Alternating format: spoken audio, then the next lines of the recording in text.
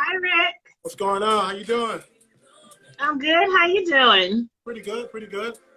Can't complain at all. I like those frames you got on. Thank you, thank you. They remind me of the ones that I wear. Oh, cool. Do you get them on now? I can't see. I can't see nothing. What's up with that? Uh, you like these frames? Yeah, I like the frames. I got some similar to them. Got to get some. These are not prescription. Oh, well, mine are prescription. Okay. But I have some that I can just wear too, like you, and pop up in them. Okay. So how you doing this evening? You doing all right? Oh, I'm doing great. I'm just fabulous over here at Unfiltered with Cara Jones Unlimited LLC podcast, sir. Okay. All right. All right. All right. Well, definitely. I want to thank you so much for accepting my invitation to be my interviewee. Oh, well, definitely, appreciate you having me. Definitely glad to be here. Definitely glad to be here.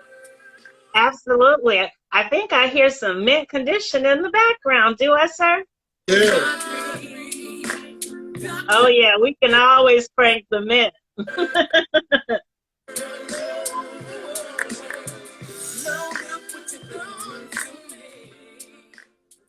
You're going to have me over here swerving in my chair in a minute. All right, all right. So tell me, Mr. Rick of Mint Condition, what is your real name versus your stage name? My real name is Rick. Oh, so Rick is your name? Yep. Okay, so where did this Rick Rock come into play? How did that come into play? You know what? A friend of mine, when we were on tour, when we first started, we were touring in like a Winnebago with there's a gentleman named Don Clemens, and he worked for the record company, and he went hard with us, man. I mean, we still keep in contact with him till this day. He went hard. He was like,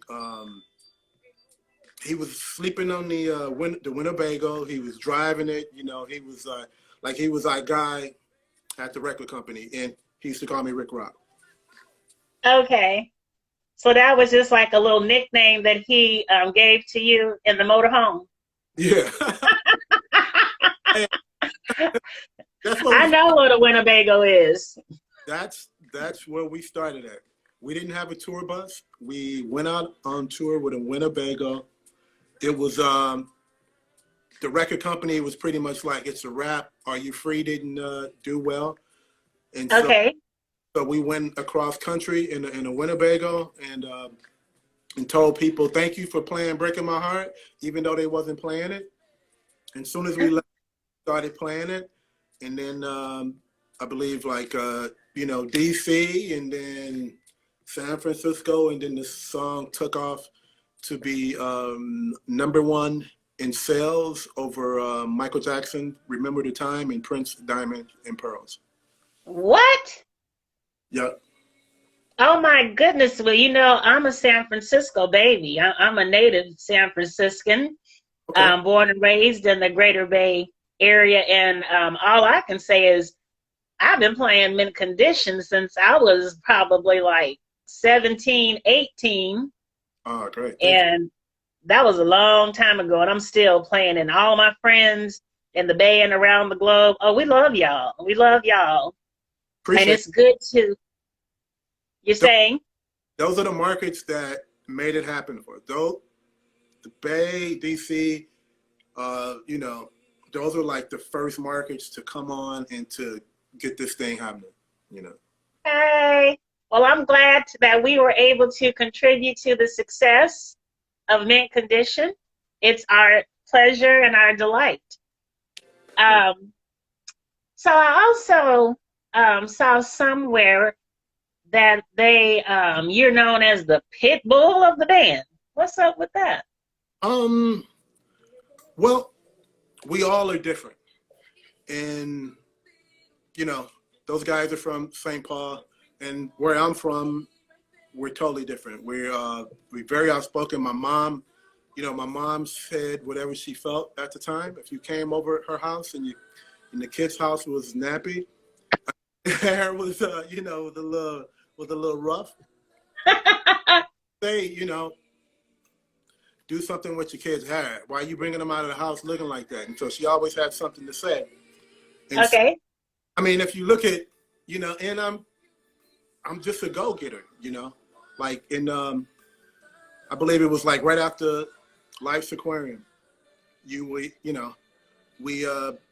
didn't have a record deal for about 4 years. And I definitely enjoyed that time off, and I got to watch my kids grow, and I got to spend time with, our family. But it came a time where we needed to start working again. And so Right. that pit bull attitude I got, went out and got us a distribution deal. Good. Management got us back working again. Management, Okay. booking agent, which was Michael and Marlon, who works with Charlie Wilson. Oh my, yeah. Got the was the hired crew members, which some of the crew is still out with Stokely right now, I believe. I know 1 or 2 of them is. I'm not really sure, but started getting that that money back in the account. Awesome. Well, it takes that type of gusto and determination, especially in this industry. The entertainment industry is so competitive. There's so, many artists out there. And, I say to music artists all the time, locally and those who I meet when I travel, if you don't promote yourself, Yep. it's you can hire a booking agent, you can hire promotional advertising people, but you got to promote yourself too. So you got to stand up, and let people know I'm ready to go. Yeah. I stay ready. And I mean, like, I watched my dad, like when I was a kid, I watched him. Basically, he took me down in the basement one day. We owned a building. We owned like a HUD house in Chicago. He took me in the basement. Okay. The neighbors were gone. He basically hooked up a pipe to their gas line because we didn't have gas at the time. Okay. Hooked up a pipe to the gas line and then drilled a hole through the wall to our side, ran a pipe all the way to the other side, hooked it up to our oven. And at that point, we were able to boil, hot water to take a bath. And so ain't no telling me no, I'm going to make it happen. I'm going to figure out a way to make it happen. But with that pit bull attitude also comes with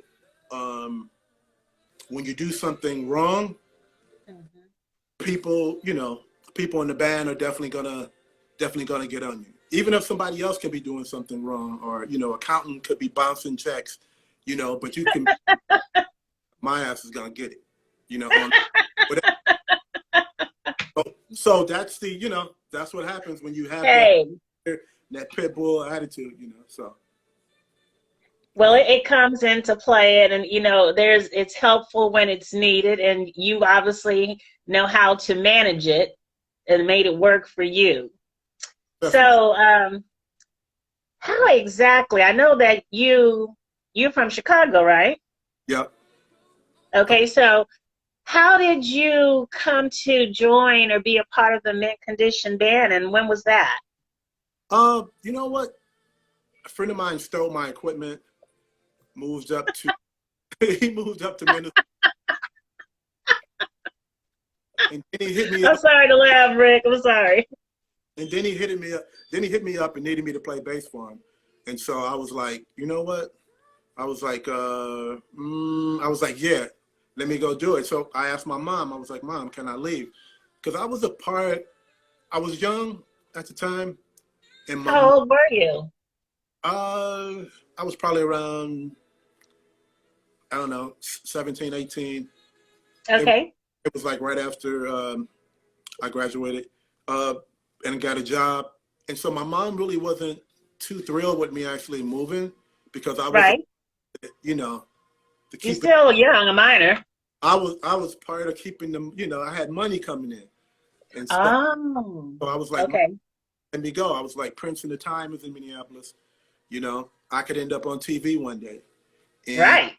she looked at my dad, and my dad was like, you know, let him go. You know, we got 14 up in this 2-bedroom house. You know, I Wow. shared my clothes, slept on the couch. Okay. They were like, let him go. And so I'm, you know, moved up here, played in a bunch of different bands. Ended up playing with a lady named Geraldine Steele Battles, which was part of the Steele family, which is a musical group that moved up here from Indiana. So I was playing with. Okay. She had a brother-in-law that saw me playing with her. He was putting together a band, and he had Stokely on drums and Larry on keyboards. And then they saw me perform. I had my Jerry curl. You know, I was getting down. Oh my God! How great! Were I was, you slinging juice? I was, and they were like, you know, they called Odell up. They were like, man, y'all gotta, you know, y'all gotta get this guy. You know, y'all gotta come check out this dude. You know, Sok told his dad. You know, his dad came out, and at the time, their bass player it was a cat from Milwaukee. Pretty much left the group and was like, "Yo, I'm about to do this group with this. I'm about to do a thing with this band that got a record deal. You know, sorry y'all. You know, I gotta leave y'all." And that group was called Exotic Storm, and they had something out back in the day. You know, with the whole Okay. Jesse Prince thing. You know, so and so and so we ended up recording together, and they were like using. I had equipment, so they were using my equipment, but being from Chicago, having that pit bull attitude, you know, almost got in the way of me actually being in this great band. And so they were like in between because there was a guy that I was in another group where we wasn't getting along, and so they pretty much saw the attitude. I'm glad they made the decision to have me in the group because um, I ended up being a big part of this band as well. Absolutely. Absolutely. I remember you. So, appreciate it. I Yes. remember you. Thank you. You haven't changed much in look either, Rick, over Okay. the years. Thank you. And Thank you. you are an incredible, incredible bass player. Appreciate it. Just incredible. Who would you say? Well, let me ask you this first. At what age did you start playing bass? And is that the first instrument that you played? No, I actually played guitar at first. Okay. You know, I was living in Chicago. I'm from a musical family. Like my Ah, my brother played bass. My brother Roy, who passed away in around 1972 in Korea. okay. Sorry for your loss. He was in the service, and so he passed the bass down. I never had a chance to see him play bass, and so Okay. he passed the bass to my brother Boogie, and then I used to watch my brother Boogie, and then I picked up the bass, and my mom and them would buy us instruments, plastic guitars, and Yeah. first song I played was Another One Bite to Dust by one of my favorite rock groups, Queen. Queen. Yes. I used to have Cool. a girl come over the crib, and I was like, in the living room, and I played like, yeah. Be rocking it. That's how I started playing piano, actually. My parents had purchased me one of them toy pianos. Huh? And I used to sit there and play it. And by like the age around 4, 5, I would hear the Sundays, the gospel music come on the radio. My dad was a preacher. Oh, okay. And Walter Hawkins and Love Alive would be playing. And I would sit there and I could play it by ear. That's how I started playing piano. And ended up playing 4 instruments. So I totally understand how the music can evolve through the family and from a young age. Who would you say your idol is musically? My, my man, my definitely Bootsy Collins. There's a dude Oh named yeah. Dr. Mark from the group Slave. He was a real, Yes. and Yes. that's why and I'm kind of a solid bass player too. And so I listened to those two guys, and then and then it was, I love, Stanley Clark, before I met him. Oh yeah. Yeah. Stanley Clark. Yep. So you talking my language. I've been in the South for the past 10 years. And I don't hear Stanley Clark. I don't hear Bootsy, when I play it at home or in my car or something like that, but I don't hear that on the radio stations here. So it's like I have to keep all my playlists going. So you got me hyped over here. Definitely, definitely. So yeah, like I said, Stanley was a big influence before I met him. Um, Jaco Pastorius is amazing. Yes, yes, yes. What about Verdine White?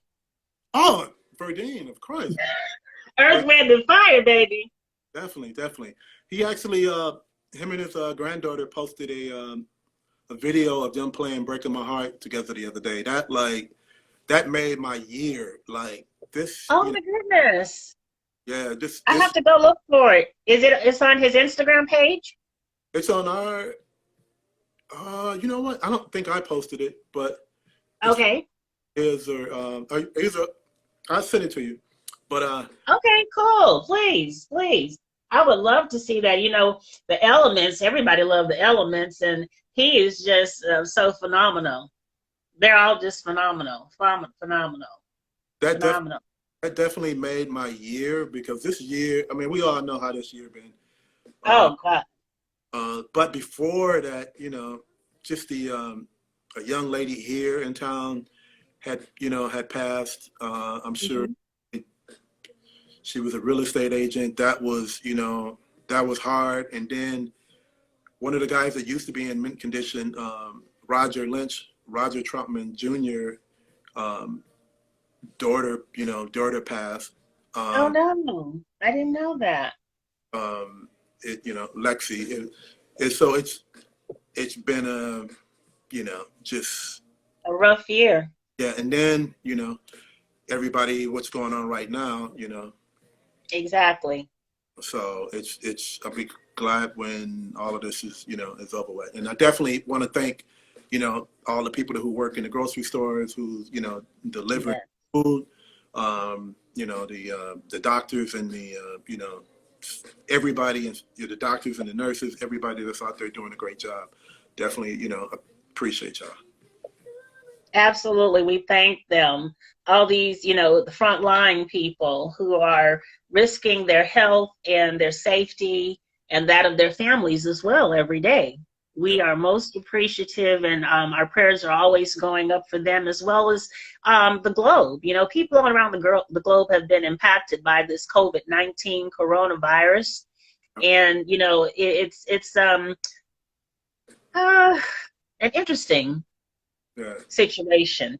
I never thought in my lifetime that I would experience a pandemic, live through a pandemic, but here we are, So we just keep all of them lifted up. And, I've seen here on Instagram how some of the celebrity artists have presented some platforms to kind of, break that anxiety spell, depression spell surrounding COVID, like Cardi B, coronavirus. I'm a clinical mental health counselor, and I tell people laughing is a great coping strategy. And I tell you, I saved that coronavirus so I can laugh every now and then, even though we know it's not a laughing matter. But sometimes it's good to just make smaller things that seem to be so big, so we can diminish the hype and the anxiety around them. Let me ask you this. Mm-hmm. Besides being the hot, bass player that you are, we know that you also are behind some of the writing and production of the hits that Mint Condition played. What songs and how many did you help write and produce? Oh, I co-wrote, Believe in Us with Brother Stoke. Pretty much after Carrie left, because Okay. Carrie was a powerful, songwriter. This whole group, and you know what I forgot to mention when you asked me who influenced me, is these guys in the band. These are some of the baddest brothers. Yeah. Yeah. Some of the really great people, really great fathers. Like, I mean, if like I'm probably the worst dad out of all these guys. And Don't say that. no. I can't. And I still, to this day, even though my kids are over 18, I still make sure my kids are good. So, and I've never been the mom never took me to court for anything because I've been a good father and made sure, I will sell everything to make sure my kids are good. And those, great people, great fathers, and those guys influenced me as well, especially Brother Odell. He's the one who started me writing. I wasn't thinking about writing until I met up with that cat. Okay. He definitely inspired me. And then when Carrie left, somebody had to step up. And then I pretty much, I'm a fighter. I'm probably the less talented dude in the band too. But because of me working hard and me having a story and me having something to say and, coming from the community, coming from the hood, basically. Gotcha.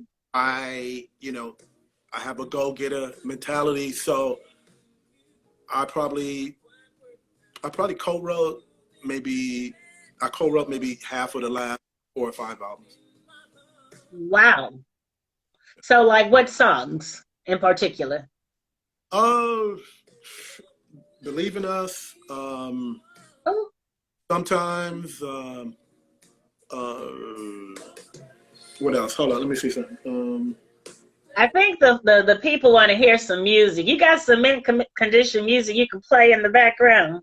Hold up. I guess I can probably scan through some songs I wrote. Okay.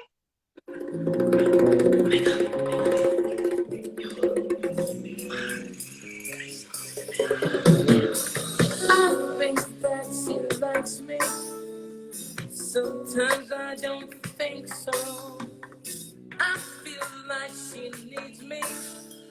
Sometimes I just don't know. I thought we were gonna get to go to bed, but she woke me out of my dreams. She keeps playing with my damn head. The things that she pulls, I just can't believe.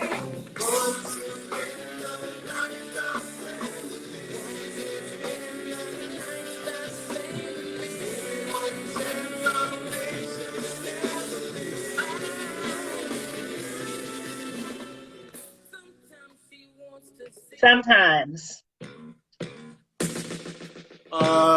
This joint right here, Get Away, co-wrote with Stokely. Okay.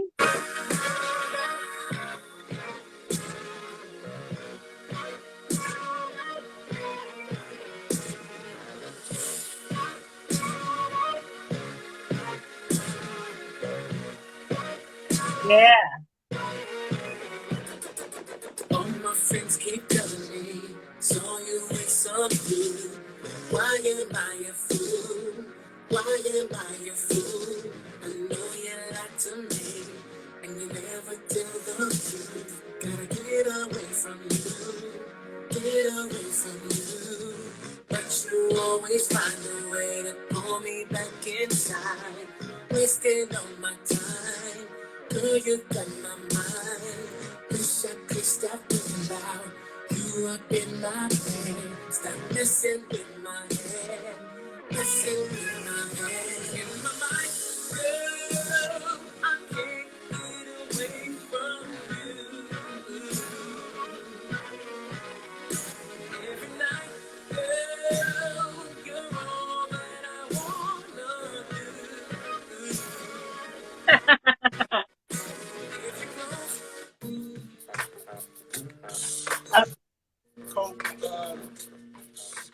basically came up with the hook and the whole concept of the lyrics. Stoke, like basically, I just put down the whole story, and then Stoke helped me put it together.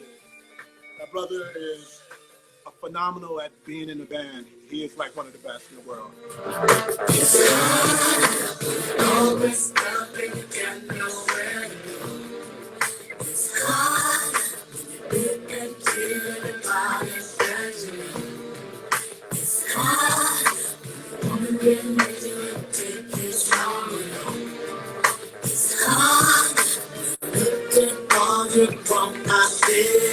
Never get enough promises.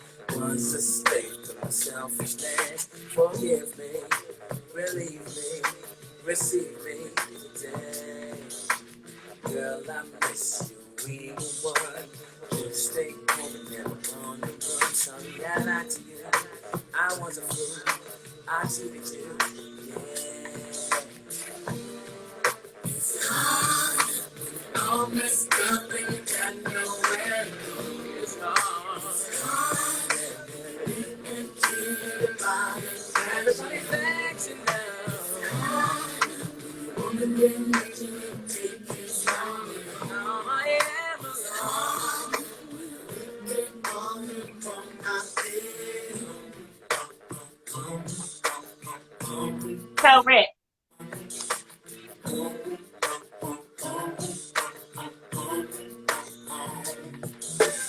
Got so much respect for you. And then how many?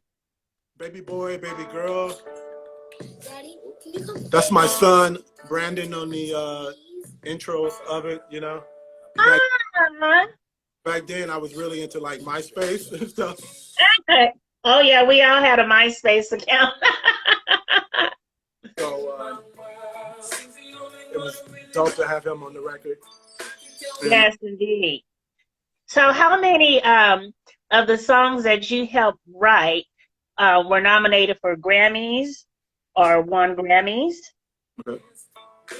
well, the holiday CD Mm-hmm. was our first nomination, you know, Okay, for a Grammy, and that was and what's the name of that album, y'all? Somebody help me. let's look it up. Rick, you don't remember? My memory is like great at some things and some. I'm bringing it up. Healing Season. There you go. So Healing Season, our album, was nominated for a Grammy. And on that record, it was like a lot of covers. Okay. Did some covers, and then we did some originals. I co-wrote 2 of the originals. And for the most part, when I mentioned like I wrote something, like I came up with the idea. Like the idea would not exist if it wasn't for me.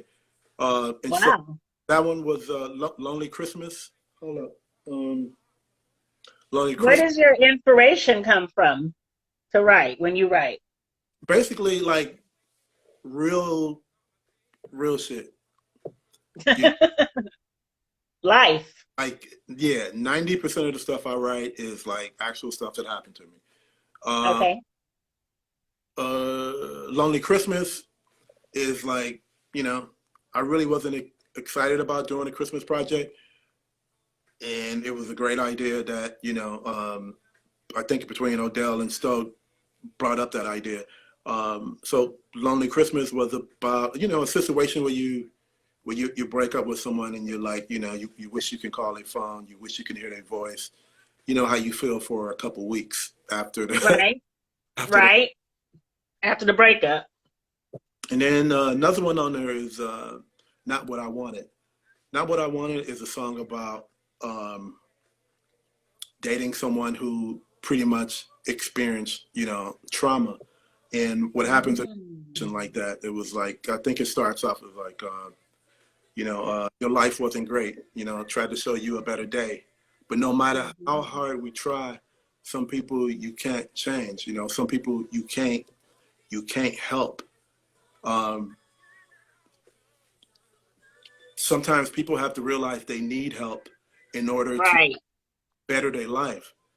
And if, you know, I definitely encourage anyone out there, if you experience trauma and you have a temper from 0 to 10 and you create violence on your significant other, man or woman, Yes. you know, that you get some help, because at some point you're going to go through friends every 3 months. You're not going to be able to keep friends because of your, you know, because of something that happened to you in your past. At some point, your job, you're not, you know, the people around you are not going to want to be around you. So I definitely encourage everybody to get some help before you just, you know, end up alone with no job, no friends, nobody around you. Absolutely. You know, in my other life, outside of the performing arts, which saved my life, by the way, because I have experienced quite a bit of trauma from an early age, which is actually what has influenced me to going into this second career in counseling. What you said is very paramount. It's true. I just did a podcast the other day on this new lunch series that I started. And I was talking in there about, you know, relationships and boundaries, but saying to people that until you can take care of yourself, until you're good with you, you can't be good with anybody else. And, you know, evidence-based research tells us that trauma that one experiences in their youth, their childhood, if it is unresolved, and even sometimes when it has been addressed through a clinical process, a counseling process or whatever, it can carry forward for years, you know, because people have triggers and whatever, but it can domino, like you said, into from the relationships with family to their friends to their workplace, whatever. So I really applaud you and thank you for sharing that, because it's important. It's a mental health issue. And, you know, there's a lot of stigma around the term words mental health, but it is what it is. And what's important, like you said, is this, that people get some help. There's nothing wrong with seeking help. Definitely. I mean, you know, man, I mean, no one should ever have to deal with that, man. And it's sad that there's people that actually need help who actually hurt people, like hurt people. And it's, you know, definitely, you know, it's definitely sad. And I definitely want to see, and I have no regrets of anyone, you know, that might have done anything to me. I just ain't, you know, I understand where everything comes from, even though it's not okay to, you know, for anyone to do anything to you, you know, but I definitely understand. And yeah, hurt people. Absolutely. But, you know, I saw something the other day that resonated with me, and it said that healed people can heal people too. Yeah. You know, there's a flip side to that. And you said another thing. I know we're going kind of off point, but, you know, when it comes up, it comes up. So, you know, you said something that I'm really happy to hear, especially coming from a man, because it's very rare. You said that even if it's a man who is the victim, and I have become aware, I haven't counseled them, but I have become aware in the past year of situations wherein the man has been the victim of the domestic violence. The perpetrator was the woman.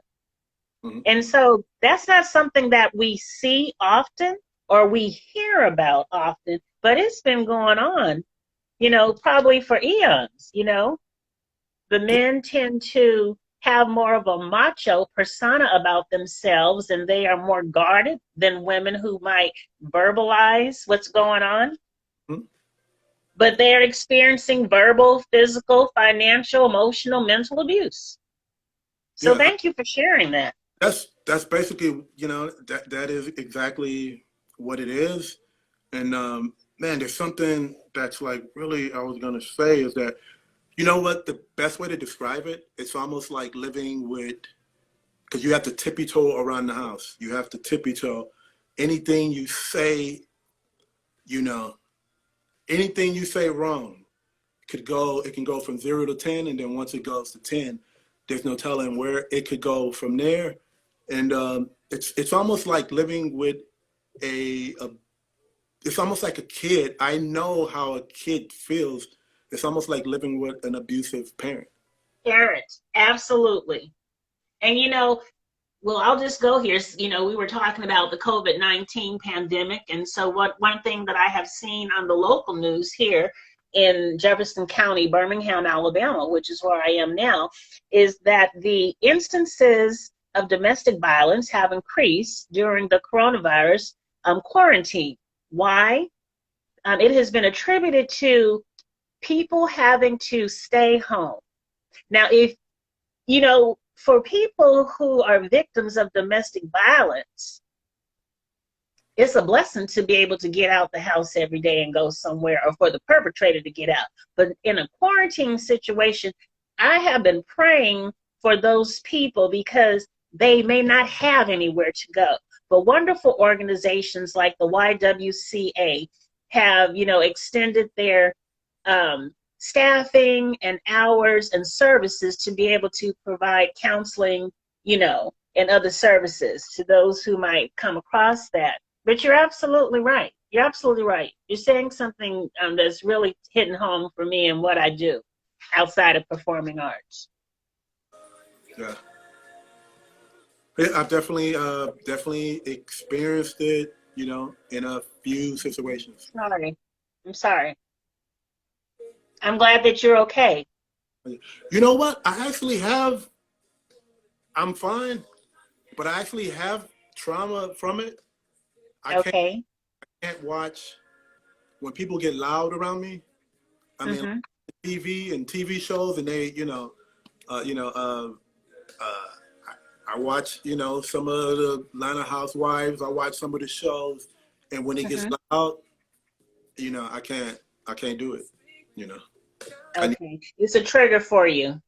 I just, I need peace. Yeah.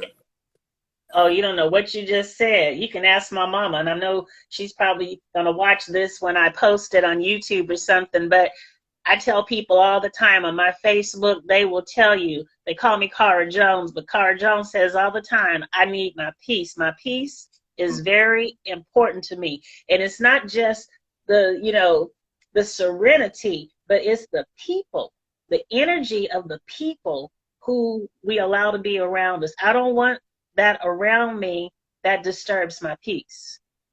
And friends of mine who date, they have conversations with me, and they're like, yeah, I'm about to move in, this and that, just met the girl. I'm like, Wait.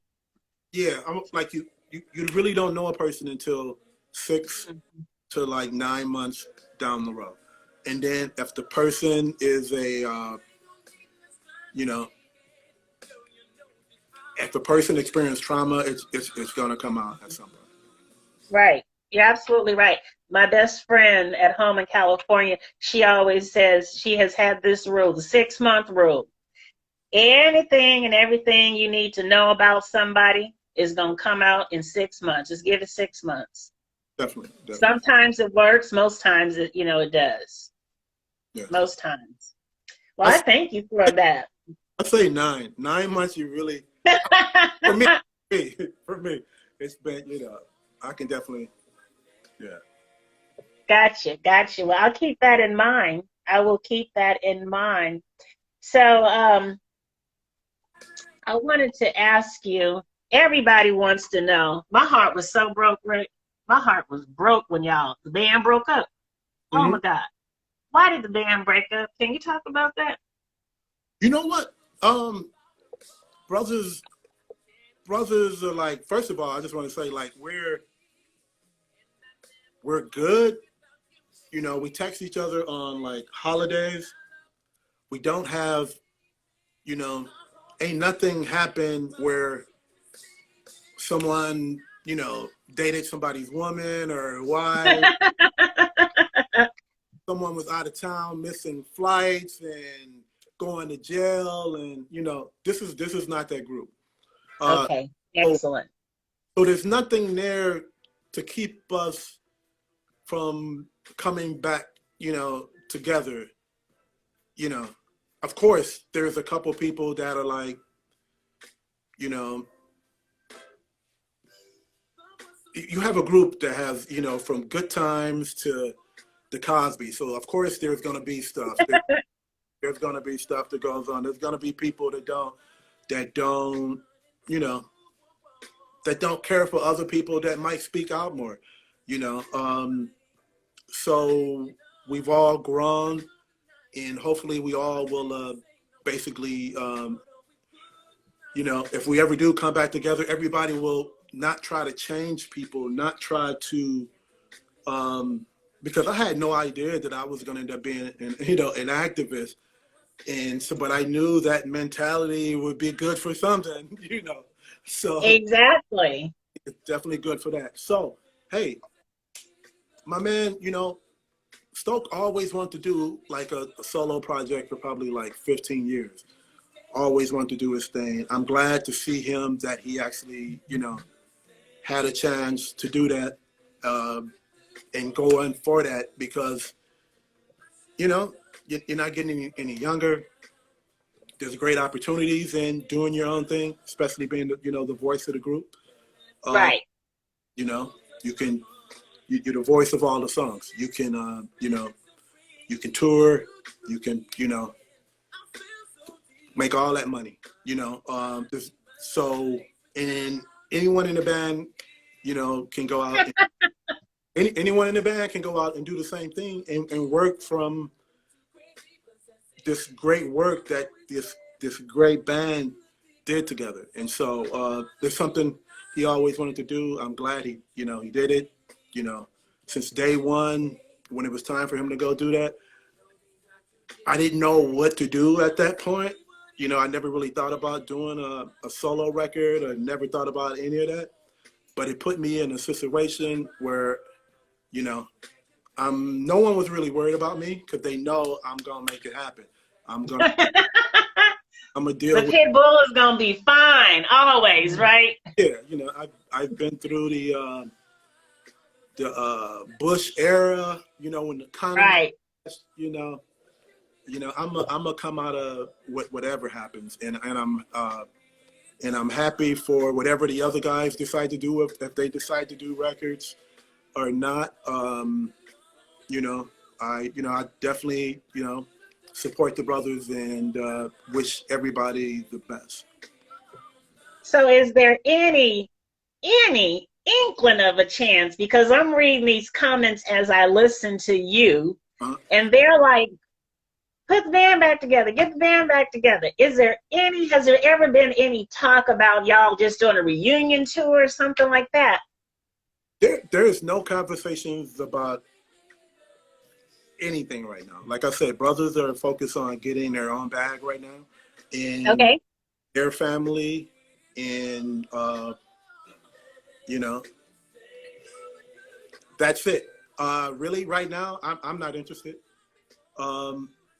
After I do my solo project and I do something on my own, I am open to do whatever for the fans, for them. Okay. So tell me, since you brought it up, you know I was gonna go there. I know you have a project that you're working on. Yep. Tell us a little bit about that, if you will. That's my first solo project. Is gonna be in. It's called Truth Behind the Lies. I'm gonna be speaking truth to power. I'm gonna say whatever I want to say. If I want to cuss right in the middle of the record, I'm gonna cuss. All of the ideas from this project came from me, except for one, but I ended up co-writing the music to that. Okay. so far.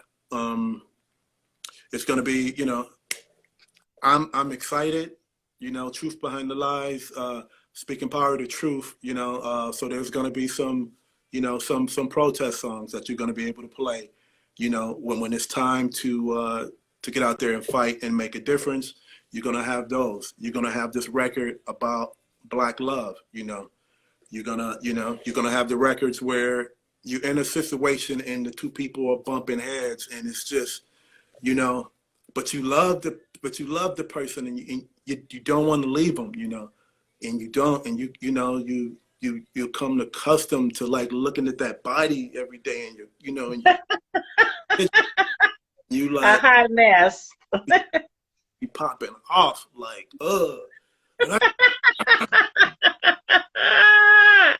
Rick, you a hot mess.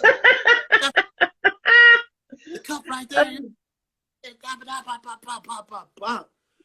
But you got songs, where do we go from here? Like, where do we go from here? Gotcha. Like, shit, I love you, but damn, but where do we go? Hey, this shit. Can we go anywhere from here? Is there anywhere to go? Definitely. That's awesome. A lot of friends of mine, have been in situations where they can't speak on certain things. And so I'm gonna be their voice, I'm gonna be a man voice who can't say anything, because of a certain situation, because you can't speak on certain things, I'm gonna speak for the innocent man who can't speak, So then what I'm hearing, tell me if I'm wrong, you, the bass player, is gonna have a project that is not just instrumental. No, not at all. So there will be songs with lyrics. I'm gonna be singing. Every song has lyrics so far. I'm not the music dude like them other guys. They can do them instrumentals and do all that stuff. I've heard enough music in my life and enough playing where it's gonna be simple. It's gonna feel good. The kicks and snares are gonna be loud. It's gonna speak loud. It's gonna be a beautiful record. I think it's, to be honest with you, I hate to say it, it's gonna set the bar for the band. I haven't heard, everybody's record, but it's gonna set the bar for the band that when you come up to a record, the shit better be kicking. Okay. So when might we expect, what's your goal for getting it out here on the airwaves? I know that you have established a GoFundMe account to solicit donations for the project. We know it's all, very expensive to produce a record. So what's your, go live date? Okay. I got the money to produce the record. I got the money for videos. I got videos cut already. I got the budget for mastering, mixing, recording studios, flying this person here and there, doing all that. I can provide my own record. Okay. But where I need help at is going to radio. That's a whole nother level, You hear people in the comments and shit be like, they be like, you set up a GoFundMe, Right. Well, if I'm broke and I got 3 cribs and in a studio outside of my crib, I'm a broke motherfucker you want to be. Excuse my language.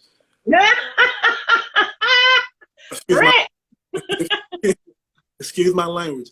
Even 100. Everybody needs help. Pay for all of the when everybody comes out with a record, from the biggest stars that you think they paying for this shit. They got help from the record company. They got help. I'm not interested in that. I want to do my own record. I want to do it the way I want to do it. I'm not looking for a record deal. Shit, I'm like 70 years old. I ain't trying to do that. I'm like, I want to do my own thing. I want to see the money come straight into me instead of going to somebody else. And so I'm starting a Black business. And so I'm reaching out for help to go to radio, to take it to another level, so you can have 1 million+ listeners in every market. And I want to hire a publicist. I want to do this to like an independent label, and I want to make it happen.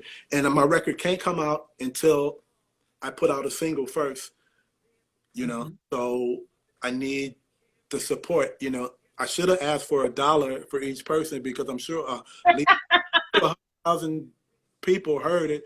You know, if I could have got a small percentage of, you know, people to support, and there's been people supporting. So thank y'all for y'all support. Thank y'all. Yeah. The amazing record, you know, definitely. If you want to know more about, click on the link in the bio, and, you know, there's a little bit more about my record and what I'm trying to do, and for y'all. Thank you, Salinas. I love this interview. The people are happy about the information that's being shared, you know, because I know a lot of artists here in Alabama and California, Chicago even, Florida, Mississippi, mostly though in the southeastern front. Yep. There's so much talent here. Oh my God, there's so much talent that I have met. People have such wonderful gifts of the arts and music, singing, playing, writing, right? But they have not been able, Rick, to, most of them, I should say, to perform outside of the southeastern front.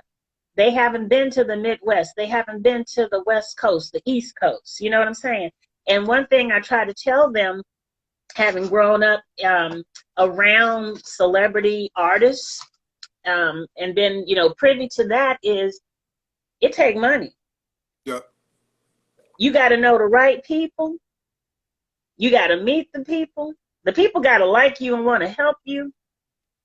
You got to have some money. And I try to tell people, don't expect folks to come to you. You know how they used to scout and all that. They don't have to do that anymore. No. They don't have to do that. The entertainment market is so inundated. There's so much new talent coming out every day. What you're saying is fact. This is real. This is real talk, you know? You got to bring something to the table with you. You got to bring a bag. Right. And when you and when you record an album, a lot of people are like, you this or you that. Have no idea. People, first of all, people on the internet just be like trolling, just be saying whatever the hell they want to say. Fake ass, ain't even really them on there. It's like, for us to do a record, like the cost could end up being $100,000 before going to radio, before videos, before all of this other stuff. Just to do a record could cost, like I said, anywhere from $20,000, $30,000 to, I mean, to on the levels, some people probably spend a couple million just to do an album. We're not talking about anything else. One album. Just to do a one record. album. Yeah, just to do a record. Yeah. Absolutely. So then, like with the singles, what might the cost, you know, be to put a single out there? That costs anywhere. Well, you know what? Here's the best way to explain it. If I'm a radio promotional and I have a staff, don't give me $5 and expect a bag of groceries. I can get you some, you know, I can get you some spaghetti. I can get you some, you know, I can get you some sauce. I can get you some bread, and that's about it. If you want a song to chart into the top 20, you know, top 10, top 5, you know, anywhere from 30 to 150,000 would be a nice amount to have. Woo. For one single. For one single, yeah. Oh my goodness. So to all of you aspiring music artists, musicians, bands out there who aspire to, you know, put out a project, even a single, Rick is sharing some helpful information as to the budget process. Yeah. What you need to think about. That ain't got nothing to do with a publicist. You want to have full, you know, the full thing. You want to have a publicist. You want some Facebook, Instagram ads, and that's what I'm in the process of doing. So share. Go to my go on the bio. I have an interview in there. Share the interview. one of the first things that come up in the interview, I didn't ask him to do that, is the GoFundMe. Share, GoFundMe. you know, Right. you know, do whatever you And can. I shared it on all of my platforms, and there actually one advertisement that I did for this interview, and I shared your bio, there was close to 5,000 people Oh, wow. that engaged with that. And so I was happy for you, and I hope that, you know, they will contribute as I will too. Appreciate it. I'm excited for you and this project. I'm looking forward to hearing about it and being able to purchase it and listen to it as well. And as we close, you said something that made me think about something I read in your bio. Really? You said that you have become an activist. Uh-huh. Tell me a little bit more about that. You know, I was at home in one of the, you know, one of the nicer suburbs in the city, Edina. I basically was watching the news, and I saw this young gentleman named Jamar Clark got shot and killed by Minneapolis Police Department. And I saw these sisters out there, and I got to give it up to the sisters. Like, y'all been doing this since day one. Like, y'all been holding this down. Y'all were probably the ones who organized the march for, you know, Martin Luther King back in the day. And y'all are like out there in the front line, like all the time, like y'all. And as a man, like, I can't sit at home and watch women out there in my ass at the crib, no matter what situation I'm in.